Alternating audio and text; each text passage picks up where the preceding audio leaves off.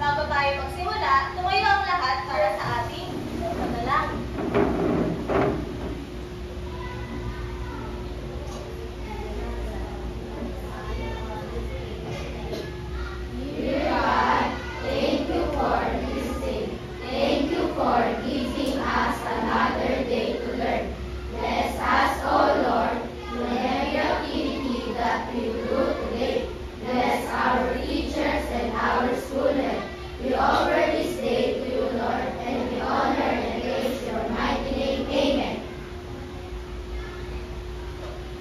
Magandang hapon, mga bata. Magandang hapon din po sa aming guro at sa aming mga kamag-aral. Ngayon, bago tayo magsimula sa ating aralin, meron akong inihandang pambungad na awit. Maaari na kayong umupo para sasabayan natin yung nandito sa TV. Handa na ba ang lahat? Oo!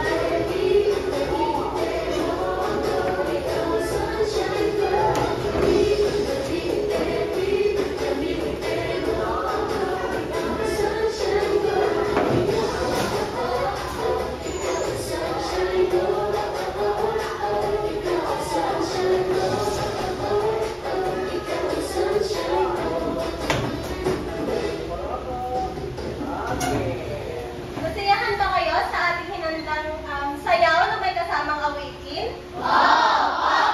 Ngayon naman, Miss Secretary, meron bang lumiban sa klase natin ngayong araw? Mabuti naman kung ganon. Ito muna ang ating alituntunin sa loob ng ating silid-aralan. Ito ay ating susundin tuwing tayo ay gagawa ng aktibidad. Mag-quiz kayo at lalaro mamaya. Sa ating silid-aralan, dapat nating isipin lagi si Ma'am Leia! Ibig sabihin, palagi nating tatandaan ang anong letter B? Disiplina! Ang E? Enerhiya! At ang A? Asal! Galing. Ngayon naman, sa ating pagsasanay, meron akong inihandang isang larawan. Gusto kong tukuyin ninyo ito at sabihin sa akin kung ano ang inyong napapansin. Maliwanag ba? Oo! Ito ang ating larawan. Nakita ba niyo sa likod? Oo! Dito sa table 1, ano ang napapansin niyo dito sa larawan? Maaari kang tumayo kung gusto mo sumunod. May naglalaro. David. May nag-i-slide. Stella. Masaya sila. Tumatakbo. Dito sa table 2, ano ang napapansin ninyo sa larawan?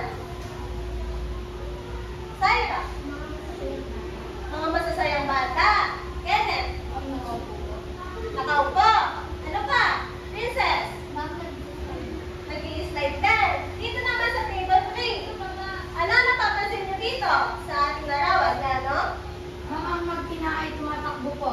Ang mag-inay, tumatakbo, nagdilaling sila. O, ano pa? Franz. Tumatakbo din. Ano pa? May napapansin pa ba kayo?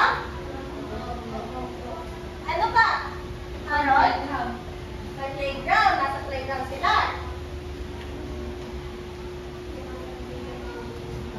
Lumalambitin yung bata. Tama, ang mga sinabi ninyo ay nandito lahat sa ating larawan. Ngayon, maaari ba tayong umaling sa dati nating tinalakay? Ano nga ulit ang ating tinalakay noong nakaraang linggo? Pangalan. Pangalan. Naaalala niyo ba? Ano nga ba ang pangalan? Maaari niyo bang sabihin sa akin kung ano ang kahulugan ng pangalan? Yes, Yano? Pangalan ng tao.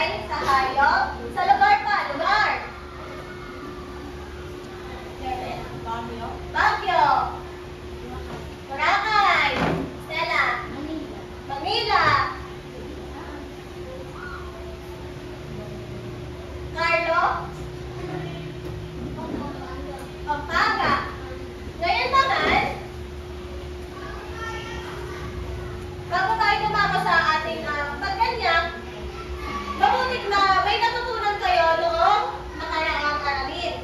Ngayon sa ating pagganyak, meron ulit ako dito mga larawan. Gusto ko tukunin niyo ito at sabihin sa akin kung ano ang nakikita niyo o makikita niyo sa ekspresyon ng ating larawan ngayon. Magsisimula tayo sa sabay-sabay na kayo. Pwede sabay-sabay na. Mulat ba siya?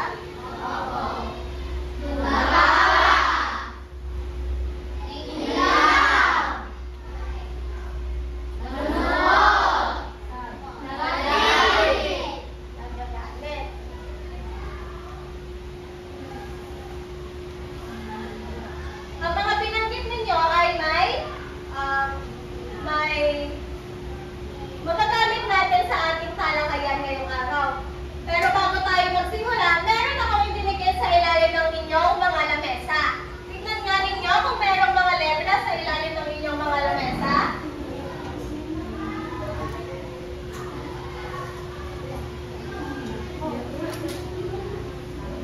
Hawakan ninyo muna yan.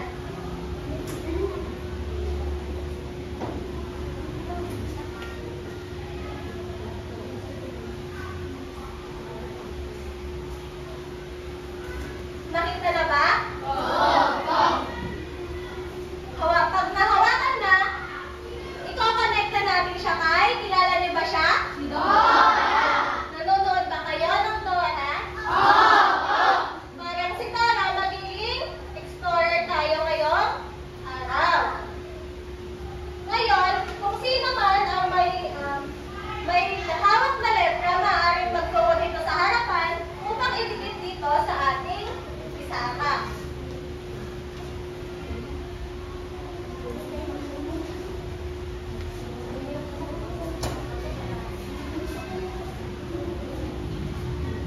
Maaaring magiging ito ay magsimula dito papunta dito.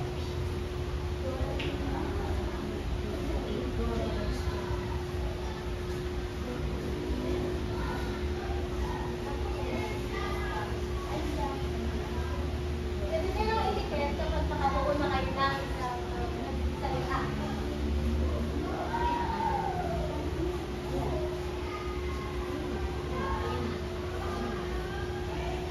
Pag-tingin-tingin nyo daw po yung mga bata.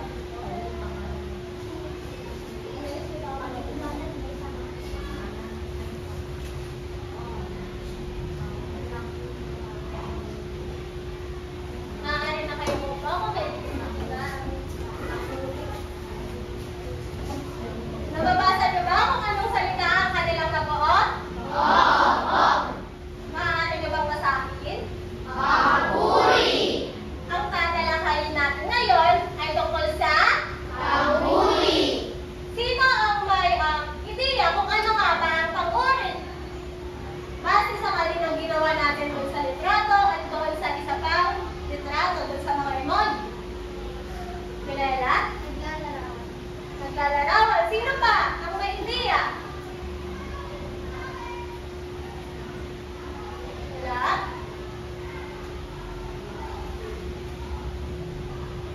Kaya? Salita naglalarawan. Tama ba sila?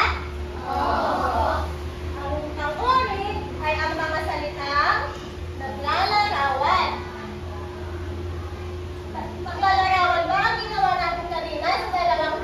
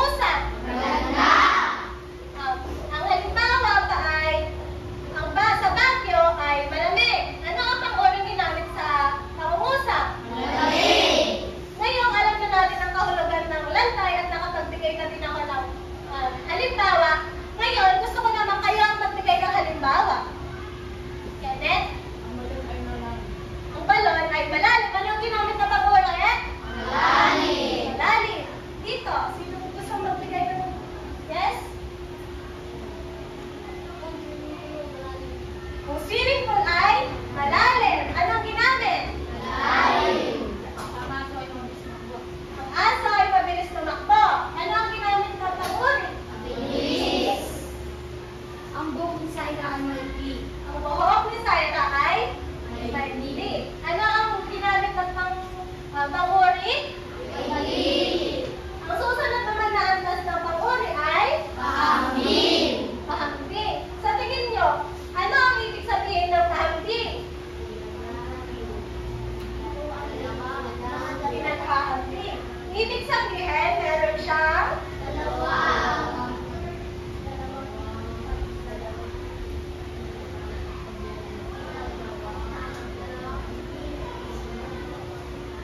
maaari ba nating basahin ng sabay-sabay?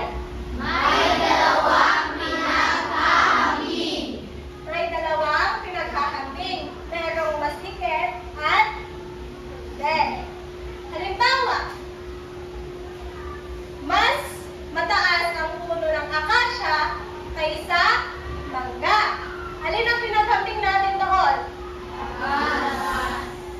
Yung ano ang pinaghambing? Ano ang dalawang pangalan ng pinaghambing? Ang akasya ay mas mataas kaysa sa mangga.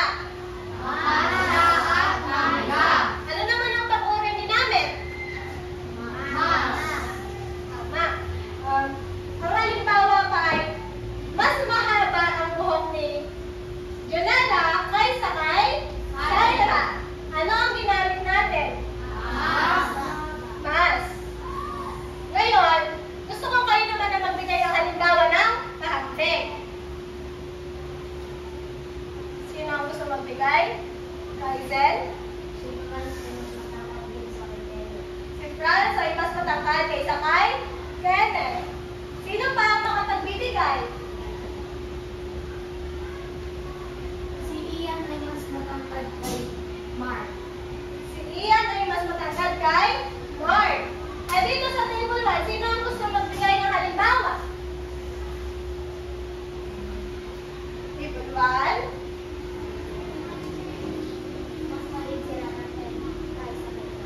Mas maliit si Rana kaysa kay Franz. Dadako naman tayo sa panghuling antas ng panguri. Kasundol. Ano naman sa tingin nyo ang kasundol? Pinaka. Ito ang pinaka. Tingnan natin kung tama ang sagot.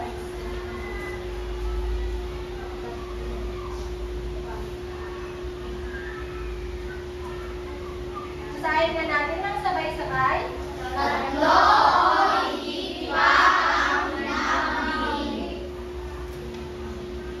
Pag sinabi naman natin pasukdol, merong tatlong o higit pa ang hinahambing. Sa pasukdol, kapag sinabi natin yan, kapag sinabi natin pasukdol, ito ay ang pinaka sa lahat ng pinaka. Halimbawa,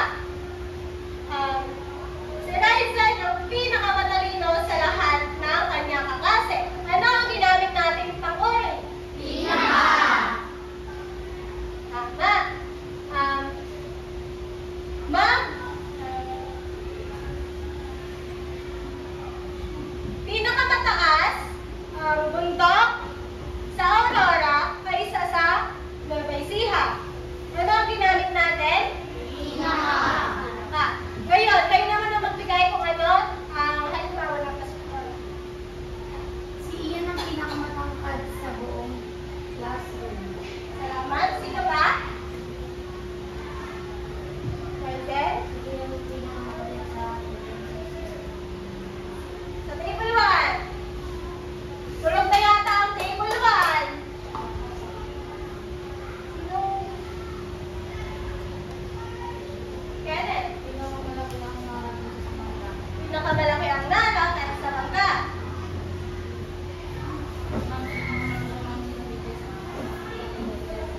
Pinakamalusok si David. Sino dito sa teka? Pinakamaikli. Ngayong nalaman natin ang mga antas ng pang-uri, magkakaroon tayo ng isang aktibidad mamaya-maya. Pero bago yan,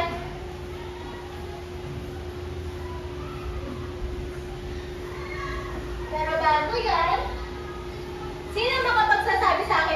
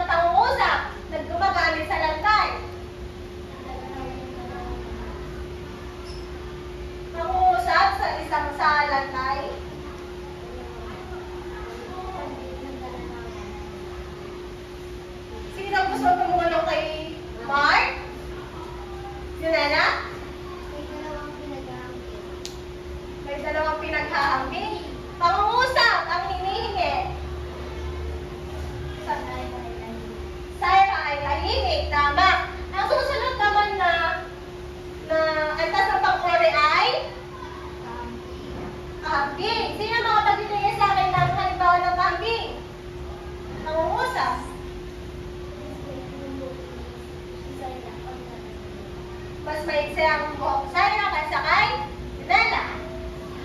Ang pangatlo ay Pasukdol. pasukdol. Sino makapagbibigay ng halimbawa ng pasukdol? Si Mark ang pinakamaliit sa buong klase. Si Mark ang pinakamaliit sa buong klase. Si Ian ang pinakamatangkad ng buong klase. Si Ian ang pinakamatangkad sa buong klase.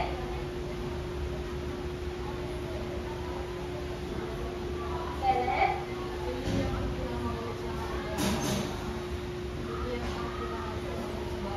Si Liam ang pinakakamaliit sa buong klase. At pawali, Si Ian ang yan ang pinakamatalino sa buong klase. Ngayon, ang mga papuri ay hindi lang basta-basta natin ginagamit. Kanina, habang papunta kami dito ni Ma'am Janelle, meron kaming naririnig na magkaibigan siguro sila na nag-uusap. Meron silang pinag-uusapang isang tao. Parang mga negatibo yung mga sinasabi nila doon. Halimbawa lang halimbawa, ay, hindi naman siya maganda. Ay, pangit naman siya. Pero halimbawa lang yun. Narinig namin ni Ma'am Janelle kanina sa git. Ngayon, kapag nagamit pa tayo ng pangguri, dapat ba palaging negatibo? Hindi po. Kasi, bakit hindi dapat natin gamitin sa mga negatibong paraan ng papuri? Dahil mas mahal pa. Dahil masama ito. Nakakasakit? Tama ang mga sinabi ninyo. Dapat ginagamit natin ang papuri sa positibo at tamang paraan. Hindi dapat tayo nanginginsulto o nangaaway o nanguhuli ng kapwa. Tama. Dapat ginagamit natin siya sa tamang paraan. Ngayon, gusto niyo bang maglaro? Opo. Kung mga grupo ninyo nung nakaraang aralin, yun na lang din yung magiging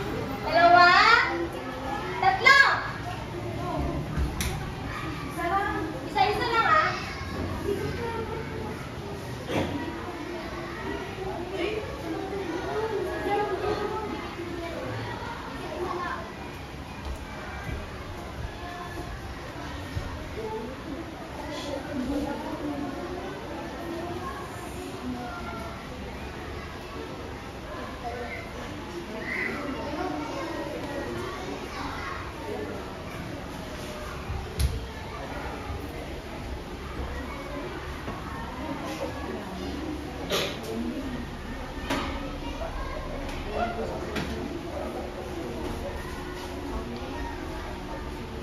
na yata ang pangkang tatlo.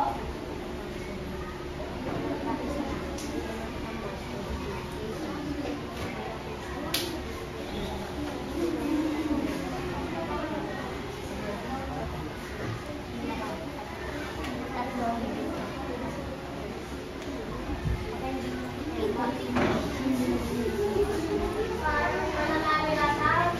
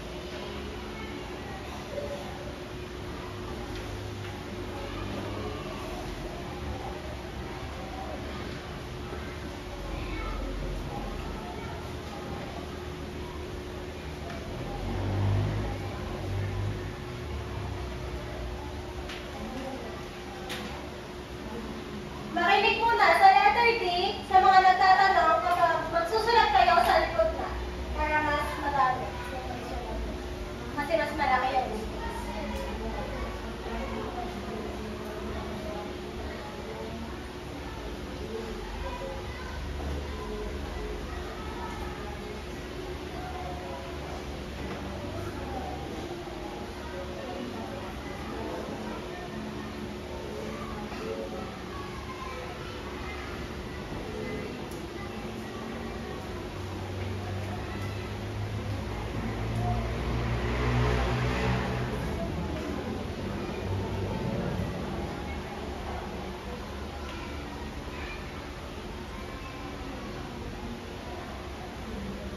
Pero 7 minuto na lang ang natitira para matapos na yan.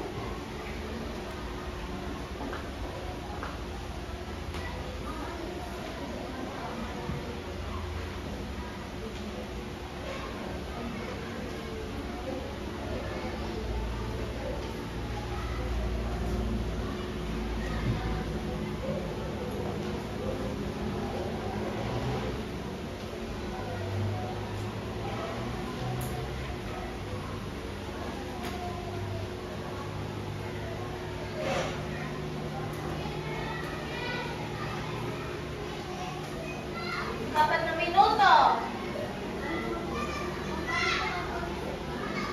Sa likod kayo magsusulat ng pangusap para mas malaki yung space.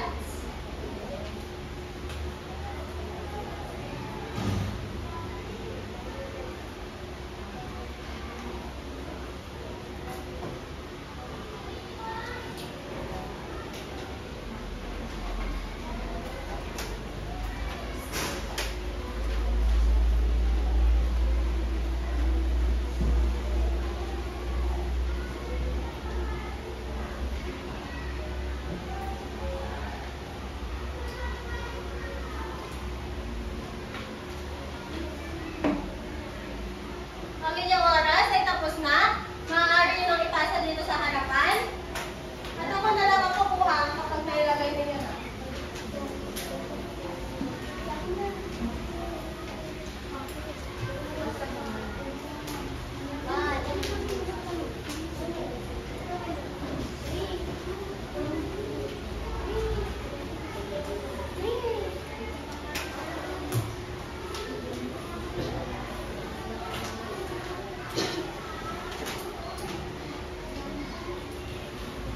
Pasa na!